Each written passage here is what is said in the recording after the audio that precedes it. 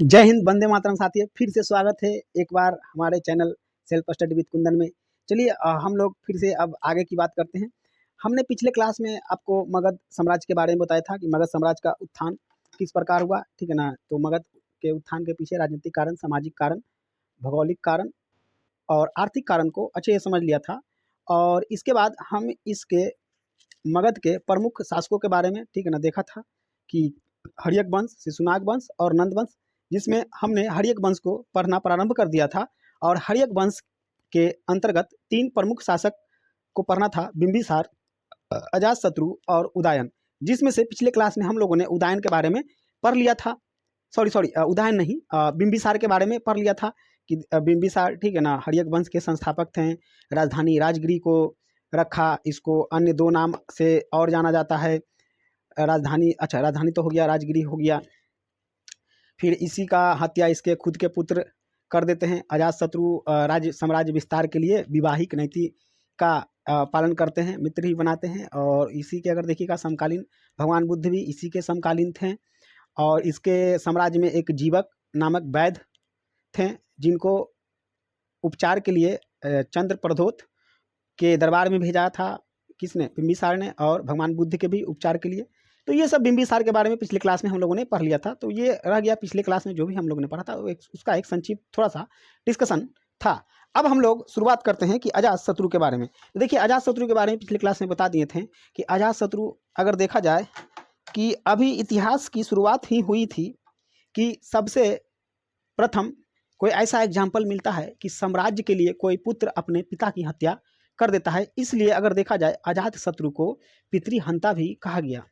हालांकि इसके बाद भी बहुत सारे ऐसे एग्जाम्पल आते हैं कि अपने पिता को, क्योंकि देखिए ना, क्योंकि देखिए इतिहास अभी जस्ट बोले थे पिछले क्लास में, याद कीजिए कि इतिहास दोहराया जाता है, आप जैसे कर्म कीजिएगा वैसा ही मिलेगा। तो चलिए फिर अभी बोल देंगे तो फिर क्या ही मजा रहेगा। आगे धीरे धीरे आएंगे और अजातशत्रु के बारे में पढ़ेंगे और आपको बताते चले जाएंगे, ठीक है ना। तो अब हम लोग देखेंगे किसके बारे में? अजातशत्रु। नाम है अजातशत्रु।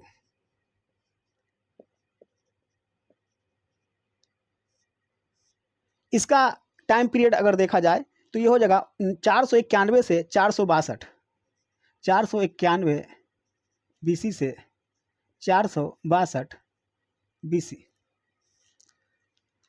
और ये क्या था? तो ये बिंबिसार का पुत्र और उत्तराधिकारी होगा। मगध का कह सकते हैं कि अगला, ये क्या था? बिंबिसार का पुत्र था। रास्ते लगा दिया अपने पापा को ही, पिताजी को। और ये साम्राज्य विस्तार के प्रति काफी आक्रामक नीति का अनुसरण किया, है ना जी। नहीं कह सकते आक्रामक, सोच के देखो कि साम्राज्य पाने के लिए जब पिता की हत्या कर दिया, और जब उस साम्राज्य मिलने के बाद साम्राज्य विस्तार करने की अगर बात आए तो दूसरा के किसी को कुछ बूझेगा जी। नाम है क्या? अजातशत्रु। एकदम शत्रुओं को एकदम साफ कर देने वाला। समझ में आ रहा कि नहीं? तो ये अजातशत्रु था। और देखा जाए कि मगध के मित्र राज्यों के खिलाफ भी युद्ध अभियान कर दिया। ये इतना ज्यादा एक्टिव हो गया कि सोच के देखिए कि बिंबिसार के समय, इसके पिता के समय, जिस राज्यों से संबंध अच्छा था उससे भी संबंध बिगाड़ लिया साम्राज्य विस्तार के चक्कर में। यानी कि अपने शत्रु राज्यों को तो छोड़ दीजिए, अपने मित्र राज्यों पे भी क्या कर दिया? विजय अभियान चालू कर दिया। इतना ज्यादा ये आक्रामक नीति अपनाया साम्राज्य विस्तार के लिए। और इसी क्रम में कौशल महाजनपद में भी इसने आक्रमण कर दिया। बताओ, कौशल अपन ननिहाले में नहीं कर दिया जी। इसके पिता 3 विवाह किए थे, जिसमें से एक रानी कौशल की थी। तो सोच के देखो, कौशल महाजनपद पे आक्रमण कर दिया। नानी घर को भी नहीं छोड़ रहा है, और जो अपना पिता का ना छोड़ा वो ननिहाल के छोड़ेगा, ठीक है। तो देखिए यहाँ पे आप देख सकते हैं। उसके बाद देखा जाए तो अजातशत्रु वैशाली पर भी प्रथम अगर देखा जाए प्राथमिक स्तर पर आक्रमण करता है, परंतु असफल रहता है। वैशाली को भी नहीं छोड़ा, लगता है सारा नलिहाले को ही टारगेट कैले है, ठीक है। पिता को मतलब रास्ते लगाया। अब उसके बाद कौशल पे करबे किया आक्रमण। वैशाली भी विवाह किया था इसके पिता, वहां भी आक्रमण किया, लेकिन क्या रहा? असफल रहा। असफल रहा, यानी प्राथमिक रूप से तो आक्रमण किया ही। और जब वैशाली को इसने नहीं जीत पाया तो इसने दिमाग लगाया कि भाई वैशाली को जीता कैसे जाए, वैशाली को जीता कैसे जाए, तो इसका मंत्री था बरसाकर, ठीक है। बिंबिसार का मंत्री था, सॉरी बिंबिसार नहीं, अजातशत्रु, अजातशत्रु का मंत्री था बरसाकर। तो बरसाकर को भेजा पता लगाने के लिए कि ऐसा क्या है वैशाली में खास कि वैशाली को जीतना इतना ज़्यादा आसान नहीं है। तो बरसाकर ने आकर बिंबिसार को बताया, जो वैशाली महाजनपद यानी जो वैशाली वाला क्षेत्र है, उसमें अगर देखिएगा पिछले क्लास में, यानी पिछले इसके पिछले के पिछले यानी कि 16 महाजनपद में हमने जिक्र किया गया था, यहाँ पे 8 जनपद थे और ये 8 जनपद मिल के एक वैशाली महाजनपद बना हुआ था। ये 8 में पूरा एकता था, तो इस कारण इसको जीतना मुश्किल था। बरसाकर ने तो बोला क्या उपाय है, तो उपाय यही है कि फूट डालिए, फूट डालो और राज करो की नीति, है कि नहीं जी। आज हम लोग बोलते हैं अंग्रेज आया, फूट डालो राज करो की नीति, तो अंग्रेज कौन सा नया बार किया था, देख लीजिए, अजातशत्रु कैले है, फूट डालो और राज करो। तो बरसाकर ने, जो इसके मंत्री थे, सलाह दिया कि इसको जीतने के लिए क्या होना, क्या डालना पड़ेगा, फूट डालना पड़ेगा और लगभग 16 वर्ष का इंतजार किया, तब जाके कहीं वैशाली जीतने में ये सफल रहा। लगभग 16 वर्ष के इंतजार के बाद, 16 कहिए 17 वर्ष कहिए, लगभग यही वर्ष के बाद वैशाली पे क्या करता है, विजय। और इस विजय के लिए और क्या क्या इसने, ठीक है ना, प्रयास किया। तो देखिए इसको भी हम लोग जिक्र करेंगे कि इसी के समय वैशाली में आम्रपाली नामक प्रसिद्ध नगर बधू थी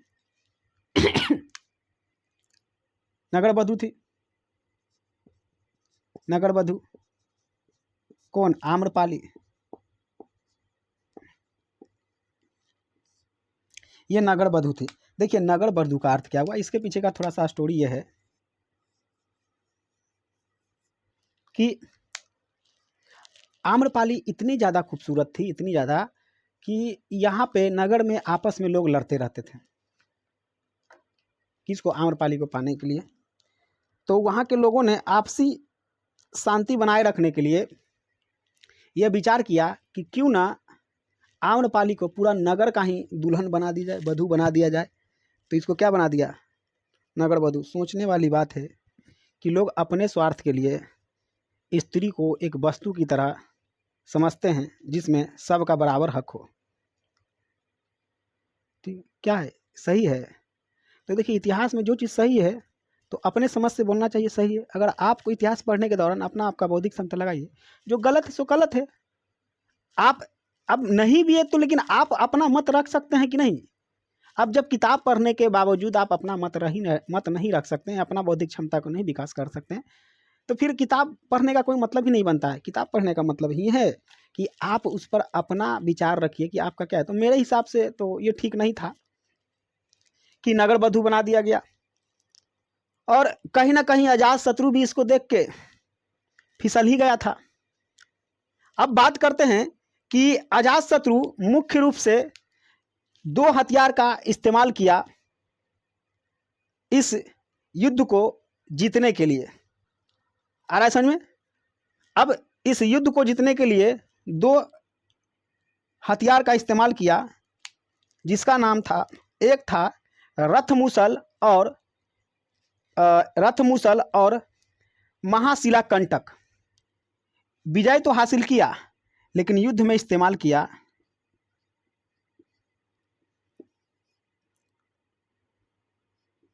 महाशिला कंटक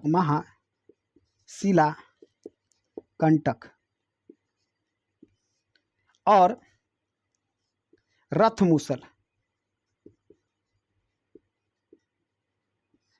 यहाँ देख सकते हैं कि किस प्रकार से महाशिला कंटक और रथमूसल है ना जी। बाहुबली मूवी देखे हैं कि नहीं देखे हैं। अब देखिए ऐसा इसने इस हथियार को क्यों उपयोग किया। तो देखिए बरसाकर ने ये बताया था, एक तो ये लोग फूट डाल के ही जीतना पड़ेगा, दूसरा बात है कि इसका जो सैनिक है काफ़ी ज़्यादा मजबूत है। तो अगर युद्ध होता है तो युद्ध में होता क्या है कि अगर मान लीजिए कि अगर ये युद्ध हो रहा है तो एक तरफ से इधर का और एक तरफ है इधर का, दोनों के बीच। तो जो यहाँ अग्रम पंक्ति वाला है यानी आगे वाला जो है, ये लोग काफ़ी लंबे चौड़े सैनिक होते थे और ये लोग आगे से ताबड़तोड़ तीर धनुष चलाते थे, जिस वजह से इधर की सेना इसमें प्रवेश नहीं कर पाती थी, इधर की सेना इसके सेना में को भेद नहीं पाती थी। आ रहा समझ में? और ये लोग दूर से ही निशानेबाज था, तीर चला चला के कहानी सही कर देता था। और जब ये लोग पे तीर चलाता था तो ये लोग क्या होता था, ढाल से इसे रोक लेता था। समझ में रहा है? ढाल समझ रहे आ रहा है कि नहीं? ढाल कहने का मतलब है कि उन लोग के पास कैसे रहता है, एक ढाल रहता है, जैसे तरवाल चलाया अगर कोई हुआ तो इस तरह से बड़ा लोहे का चादर रहता है, उसको ऐसे हाथ से पकड़ के रोकता है। तो इस वजह से यहाँ पे युद्ध जीतना मुश्किल था। तब बोला कि चलो समस्याएं को ही हल कर देते हैं। तो ये इसने बनाया रथ मुसल। रथ मुसल क्या करता था, जैसे कि आप देखेंगे बाहुबली मूवी, तो भल्लाल देव और महेंद्र बाहुबली, तो भल्लाल देव के रथ में देखिए कि आगे पंखा लगल रहता है, ठीक है ना, तो कैसे छक छक छक छक छक छक चलते रहता है। तो ये उसी तरह से कुछ था कि रथ मुसल यानी रथे से कचार के मार दिया। और जो महाशिला कंटक की इस तरह से बड़ा सा गुलेल टाइप के बनाया, जैसे बाहुबली में देखे होंगे कि बाहुबली क्या होता था कि इस तरह से पत्थर फंसा के पत्थर का गोला फेंकता था। अब सोच के देखिए, ये बड़ा बड़ा गोला अगर जाएगा तो एक बार में समझ रहे कितना सैनिक को निपटा देगा। और ढाल वहाँ रुकेगा जी, ढाल रुकेगा, समझ रहे हैं, पे चढ़ के अचार कचार के निकल जाएगा। तो इन दोनों ने काफ़ी अहम भूमिका निभाई, सोच के देखिए। और हम लोग कुछ लोग जो इतिहास नहीं पढ़ते सबसे पहले देखा होगा बाहुबली मूवी में, और जो बाहुबली मूवी में इस्तेमाल किया गया ये 2 हथियार, वो 2 हथियार पहले ही बन चुका है। और सबसे बड़ी बात, गर्व करने की बात है, तो कहाँ, बिहार में, मगध में बना था जी। समझ में आ रहा है कि नहीं? ये देखिए नदी किनारे से ही यह ताबड़तोड़ चलाने लगा कि हालत खराब कर दिया था वैशाली के। क्यों? क्योंकि देखिए मगध इस साइड गंगा नदी, और वैशाली वो साइड, ठीक है, एकदम तबाही तबाही मचा दिया था। और इसी के कारण, रणनीति के कारण क्या हुआ कि 16 वर्ष के इंतजार के बाद अजातशत्रु ने वैशाली पर विजय प्राप्त कर ही लिया। प्रारंभ में अगर देखा जाए अजातशत्रु जैन धर्म को अनुयायी था। प्रारंभ में अगर देखा जाए तो ये क्या था, प्रारंभ में जैन धर्म का ही अनुयायी था, है कि नहीं? बाद में फिर बौद्ध धर्म का अनुसरण कर लेता है। बाद में, प्रारंभ में ये था, लेकिन बाद में बौद्ध धर्म, और बाद में जब बौद्ध धर्म ये कर लेता है तो देखिए इसी टाइम पीरियड के बीच आपका आएगा 483 ईसा पूर्व। इसी के बीच आएगा कि नहीं, क्योंकि घटते जा रहा है 62 तक जाने में, 483 ईसा पूर्व आएगा। और इसमें एक घटना हुआ था। क्या घटना हुआ था कि भगवान बुद्ध का महापरिनिर्वाण हुआ था। महानिर्वाण मतलब भगवान बुद्ध की मृत्यु।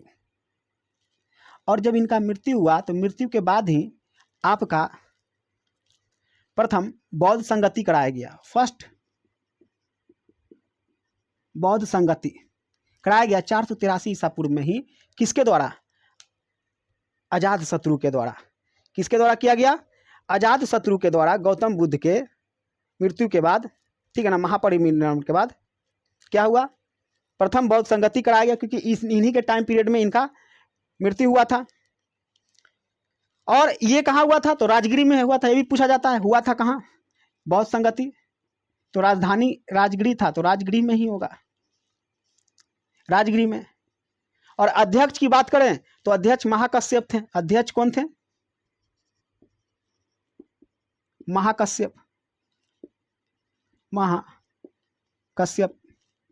हालांकि टेंशन मत लीजिए, बौद्ध धर्म जब पढ़ाएंगे तो वहाँ डिटेल में चारों संगति को हम लोग देख लेंगे। राज गुफा अगर देखिएगा राजगीर में, तो राजगीर में कहाँ? सतकर्णी गुफा में। ये भी याद रखिएगा, राजगीर में कहाँ?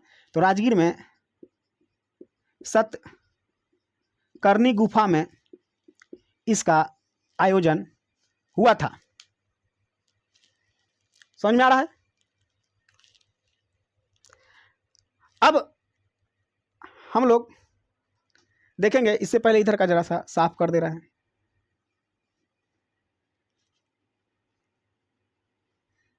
आप लोग स्क्रीनशॉट ले लिए होंगे तो ठीक है, नहीं तो पीछे करके स्क्रीनशॉट ले लीजिए। ठीक है, तो यहाँ तक हम लोगों ने बात कर लिया कि भगवान बुद्ध का मृत्यु हो गया किसके, तो अजातशत्रु के टाइम पीरियड में। इसलिए अजातशत्रु के ही समय काल में प्रथम बौद्ध संगति हुआ था 483 ईसा पूर्व में सतकर्णी गुफा में राजगीर में, जिसके अध्यक्ष थे महाकश्यप। और इसमें देखिएगा, इसके पश्चात अजातशत्रु ने राजगीर में एक शांति स्तूप का स्थापना करवाया था। लेकिन आगे वर्तमान में देखिएगा, जो हम लोग राजगीर घूमे जाते हैं तो वो वाला शांति स्तूप अलग है, ठीक है ना, उसका निर्माण इसने नहीं करवाया था। उसके बाद देखिए, अभी जस्ट पहले ही बता चुके हैं, तो इसको पितृहंता भी बोला गया। अजातशत्रु को क्या बोला गया?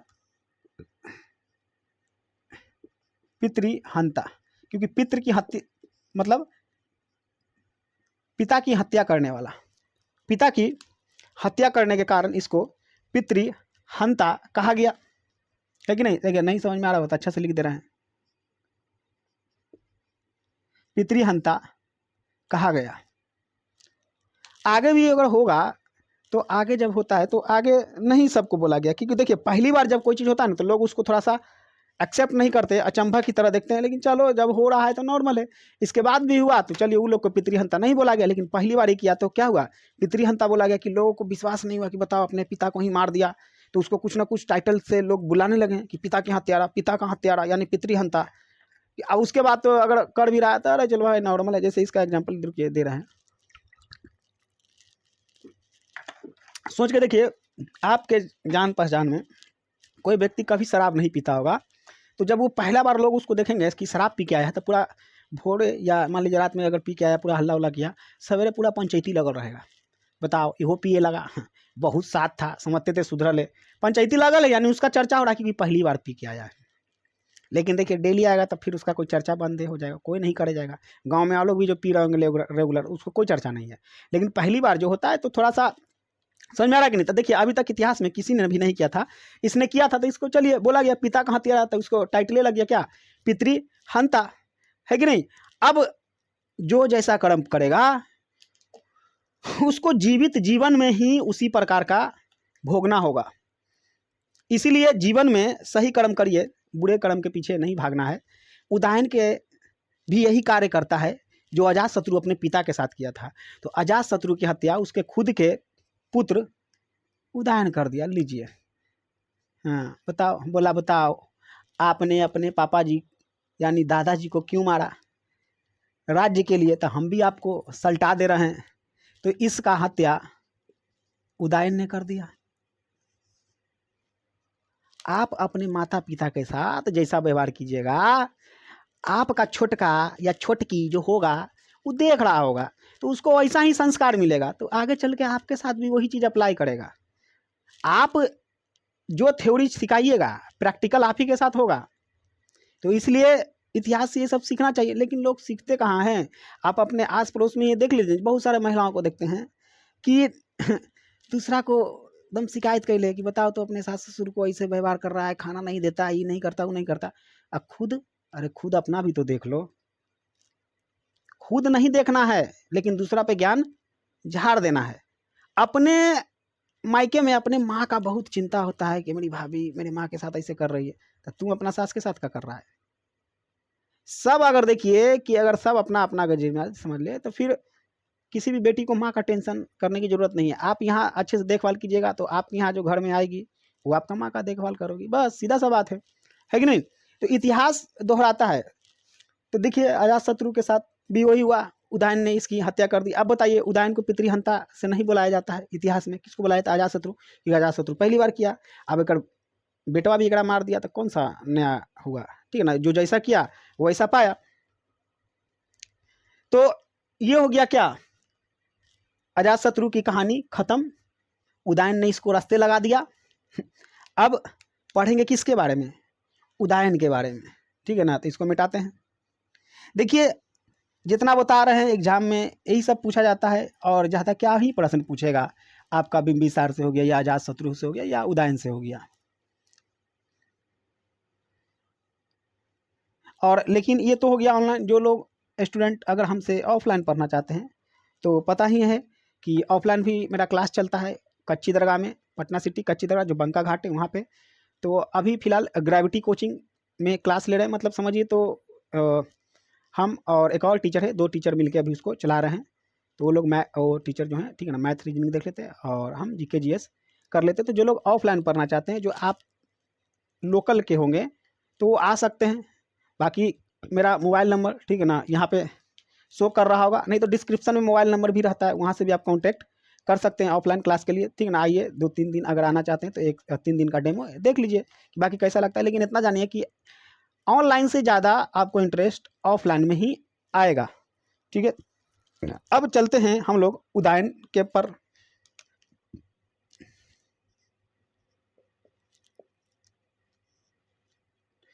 ठीक है, उदाहरण की अगर बात की जाए तो इसका समय काल स्टार्ट होता है 462 पे, उसका खत्म हुआ था, तो 462 से प्रारंभ होगा और 444 तक जाएगा। 462 से 444 बीसी तक, है कि नहीं। अब देखिए कि धीरे धीरे कहावत भी है कि एक पीढ़ी 2 पीढ़ी धन इकट्ठा करता है, तीसरा पीढ़ी जो है उसको बिल्टाने में लग जाता है। क्योंकि तीसरा पीढ़ी को अगर देखा जाए कि ज़्यादा मेहनत करने की ज़रूरत नहीं पड़ा है, तो वो उस चीज़ के महत्व को समझता भी होगा, तो उतना नहीं समझता होगा जितने मेहनत करके अर्जित किया है, संघर्ष करके अर्जित किया है।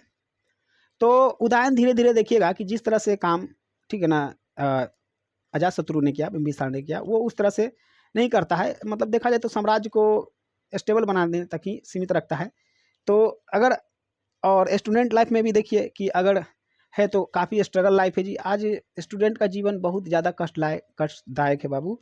अगर आप जनरल कंपटीशन का तैयारी कर रहे हैं तो समझिए एक तरह से आप मानसिक रूप से बहुत ज़्यादा, जो स्टूडेंट होता है ना आज के समय, बहुत प्रताड़ित है।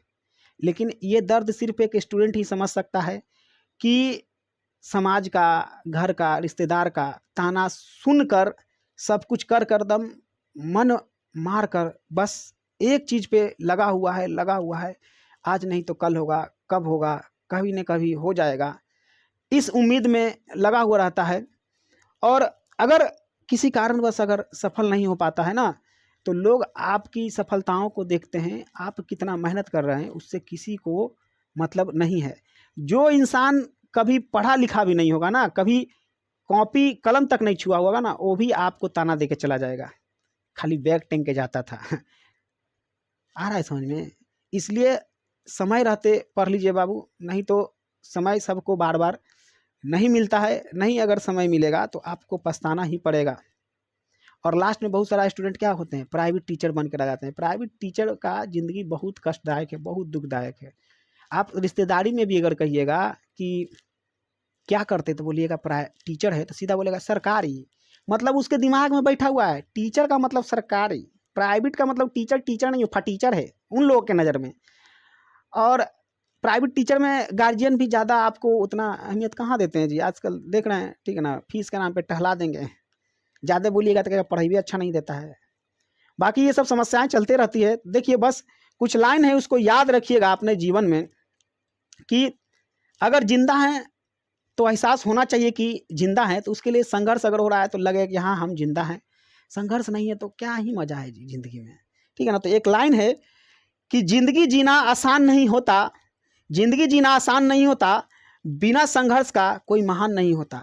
समझ में आ रहा है ना जी। जिंदगी जीना आसान नहीं होता, बिना संघर्ष के कोई महान नहीं होता। जब तक न पड़े हथौड़े की मार, पत्थर भी भगवान नहीं होता। समझ में आ रहा है ना। यानी कि अगर जिंदगी आपको सता रहा है तो सही है, सहिएगा तो टेंशन मत लीजिए। आप भले ही अभी पत्थर हैं, एक समय आप जिस तरह से एक पत्थर भगवान की मूर्त में कन्वर्ट हो जाता है, हो जाइएगा। चलिए ये सब तो हो गया मोटिवेशनल बात, ठीक है ना। अपने आप को खुद से ही मोटिवेट करना है, मोटिवेटर गैंग के पीछे नहीं पड़ना है। अब आ जाते हैं हम लोग उदाहरण पे। तो उदाहरण में अगर देखिएगा कि इसने अपने पिताजी को रास्ते लगा दिया, यानी पिता की हत्या कर गद्दी पर बैठा। कौन? उदयन। और बिंबिसार और अजातशत्रु की तुलना में साम्राज्य विस्तार कम करेगा। अभी बताएं कि ये इतना महत्व को नहीं समझेगा। और उदयन जैन धर्म को महत्व देता है। किसको? ये अगर देखिएगा तो जैन धर्म के प्रति आकर्षित हुआ और इसने राजधानी क्या किया? सबसे ज्यादा अगर क्वेश्चन अगर पूछा जाता है कि पाटलिपुत्र को राजधानी किसने बनाया? उदयन ने। क्योंकि अभी तक कहाँ था? राजगिरी था, बिंबिसार के समय और अजातशत्रु के समय। उदयन जो अपना राजधानी किसको बना लेता है? पाटलिपुत्र को। ये बहुत ही वीवीआई है। अगर कि पाटलिपुत्र को बना, पाटलिपुत्र के अगर थोड़ा सा इतिहास अगर जान लीजिए तो देखिएगा कि बुद्ध यानी भगवान बुद्ध के टाइम पीरियड में पाटलिपुत्र एक छोटा सा गांव के रूप में होता है। क्या होता है? छोटा सा गांव के रूप में होता है। जिस समय गौतम बुद्ध का के समय पाटलिपुत्र, और अजातशत्रु अपने शासन काल में इसका दुर्गीकरण करता है। अजातशत्रु जब आता है तो इस गांव का दुर्गीकरण मतलब कि समझ रहे हैं ना, सुरक्षा के लिए किला से घेरता है। दुर्गीकरण किया। कौन किया? अजातशत्रु। अजातशत्रु। उसके बाद कि उदयन इसको राजधानी बनाया, राजधानी की घोषणा कर दी। और पाटलिपुत्र का अन्य नाम अगर देखिएगा तो इसका अन्य नाम क्या है? कुसुमपुर। इसका अन्य नाम कुसुमपुर भी है, याद रखिएगा, कुसुमपुर है। पाटलिपुत्र को जल दुर्ग भी बोला जाता है। क्या बोला जाता है इसको? जल दुर्ग भी बोला जाता है। अब जल दुर्ग क्यों बोला जाता है? तो देखिए, दुर्ग मतलब कि घेरा हुआ किला। क्योंकि पाटलिपुत्र अगर देखिएगा कि अगर ये पटना है पाटलिपुत्र, तो ये अगर देखिएगा कि गंगा नदी के इस तरह से है, गंगा नदी और उधर वैशाली, यहाँ पे गंडक नदी और इधर से आपका ये सोन नदी। तो ये नदी से घिरा हुआ है कि नहीं, इसलिए इसको क्या बोलते हैं? जल दुर्ग। आ रहा है समझ में? और पाटलिपुत्र प्राचीन यानी याद रखिएगा गंगा, ये भी पूछता कि पाटलिपुत्र किस पे बसा हुआ था? गंगा, गंडक और सोन नदी।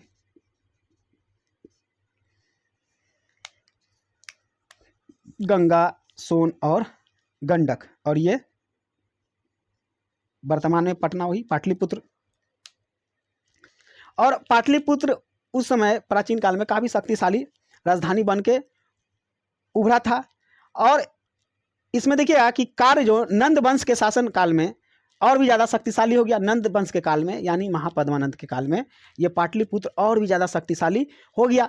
पटना का अगर देखिएगा आधुनिक, अगर पाटलिपुत्र का आधुनिक नाम सबको पता है कि क्या है? पटना है। क्या है? पटना है। और पटना जो अभी देखिएगा जो अभी नाम है, ये अगर देखा जाए कि पाटलिपुत्र का आधुनिक नाम जो पटना है, ये पाटन देवी के नाम पर पड़ा। किसके पर? पाटन देवी। जैसे अभी जो पाटलिपुत्र का वर्तमान नाम पटना है, तो ये पटना पड़ा है पाटन देवी पे। पाटन देवी जो जिसको हम लोग अभी क्या बोलते हैं बोलचाल में? पटन देवी बोलते हैं। पटन देवी है ना जी, पटन देवी, इसी के नाम पर पटना पड़ा है।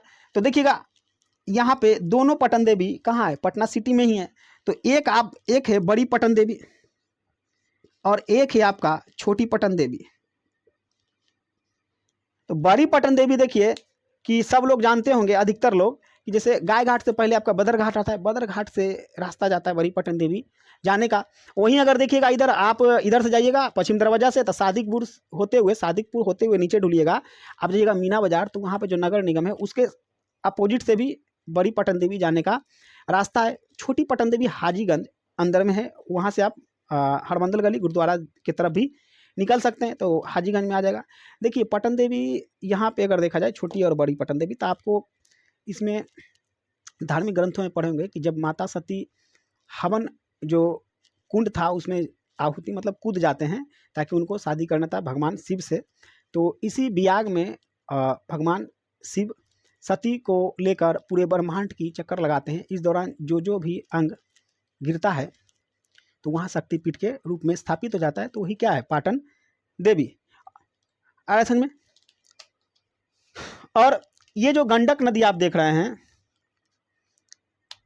तो जहाँ पे गंगा और गंडक मिलती है वहाँ पे क्या है, सोनपुर। तो यहाँ पे देखिए सोनपुर मेला लगता है, कहाँ, गंगा और गंडक के संगम पे।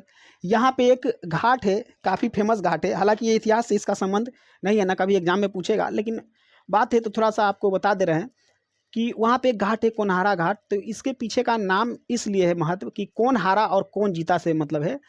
तो उसका स्टोरी यह है कि हुआ क्या एक बार कि एक हाथी जो था वो सुबह सुबह हमेशा मतलब गंगा किनारे जाकर भगवान सूर्य की आराधना किया करता था। एक बार क्या हुआ कि इसी तरह से पानी बढ़ा हुआ था, वो विष्णु भगवान की या सूर्य भगवान की आराधना करने के लिए नदी में थोड़ा उतरा था, तो उसके पैर को मगरमच्छ पकड़ लिया और काफ़ी दोनों के बीच युद्ध होने लगा। मगरमच्छ पानी की ओर खींच रहा है, हाथी चाह रहा है कि ऊपर आए।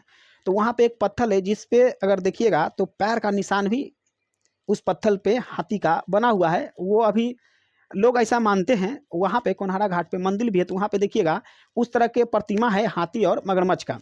तो जब पानी में पूरी तरह से खींच लेता है मगरमच्छ हाथी को, तो हाथी को लगता है कि अब नहीं बच सकते हैं, तो लास्ट में फिर एक बार उसी नदी में, गंगा नदी में कमल का फूल जाते रहता है, तो उस फूल को अपने सूंड में उठाकर ऊपर की ओर भगवान विष्णु को याद करता है, सूर्य भगवान को, और ठीक है ना, पूरे हृदय से, सच्चे हृदय से, तो वहाँ भगवान प्रकट होते हैं और तब जाकर हाथी का जान बचता है। इस तरह से ऐसा कहानी है। तो वहाँ पे ठीक है ना, इतिहास का इससे कोई खास मतलब नहीं पूछेगा, इसी हम आपको बता दिए। तो ये आपका था हर्यक वंश। इसके बाद भी बहुत सारे और ऐसा नहीं कि उदाहरण के बाद शासक नहीं आते, लेकिन वो कुछ खास नहीं करते हैं, तो इतिहास में उसको जानना भी नहीं है और पूछता भी नहीं है। बस इतना जानिए कि अब सिर्फ और अंतिम इसके शासक होते हैं नागदशक। ठीक है, तो हर्यक वंश के जो अंतिम शासक होता है, अंतिम शासक, वो होता है नाग दशक। ठीक है ना, कौन हुआ, नाग दशक। तो यहाँ पे हर्यक वंश होता है समाप्त और हर्यक वंश के बाद आता है शिशु नाग वंश। ठीक है ना, तो हम लोग पढ़ेंगे शिशु नाग वंश को नेक्स्ट क्लास में। बाकी आपको ये सेशन कैसा लगा तो कमेंट करके ज़रूर बताइएगा, ताकि हम आपके लिए और से बेहतर कर सकें। तो आज के लिए इतना ही। जय हिंद।